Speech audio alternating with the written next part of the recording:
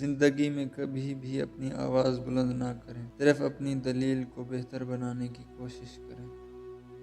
مرنے کے بعد صرف ایک مردہ قوم ہی اپنے ہیروز کو یاد رکھتی ہے۔ جب وہ زندہ ہو تو حقیقی اقوام ان کا احترام کرتی ہے۔ من کے بارے میں بات کرنا کافی نہیں، اس پر یقین کرنا چاہیے، اور اس پر یقین کرنا کافی نہیں، اس پر کام کرنا چاہیے۔ گھر کے کاموں میں مرد اور عورت کو یکساں طور پر تعلیم دینی چاہیے، کیونکہ گھر دونوں کا ہے۔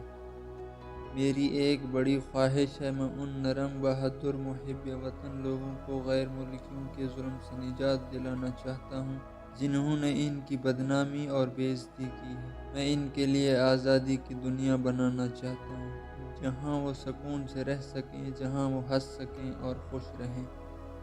ہمارا فرض دنیا سے ظلم کا خاتمہ اور مظلوم کو ظالم سے نجات دلانا ہے۔ ہم اس قوم اور حکومت جو مخلوق پر ظلم ڈھاتی ہو، چاہے ظالم ہمارا بھائی اور ہمارا ہم مذہب ہی کیوں نہ ہو۔ میں بوڑھا ہو چکا ہوں، گاؤں گاؤں گلی گلی نہیں گھوم سکتا، تاکہ اپنی قوم کو یہ بتا سکوں کہ اسلام کے نام پہ جو آپ کے ساتھ یہ جو کھیل کھیلا جا رہا ہے، یہ بربادی کے سوا اور کچھ نہیں۔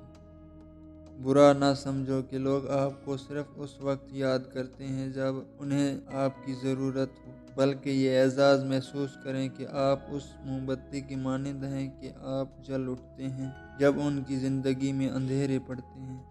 اگر آپ یہ جاننا چاہتے ہیں کہ ایک تہذیب کس طرح مہذب ہے، تو دیکھیں کہ وہ عورتوں کے ساتھ کیسا سلوک کرتے ہیں۔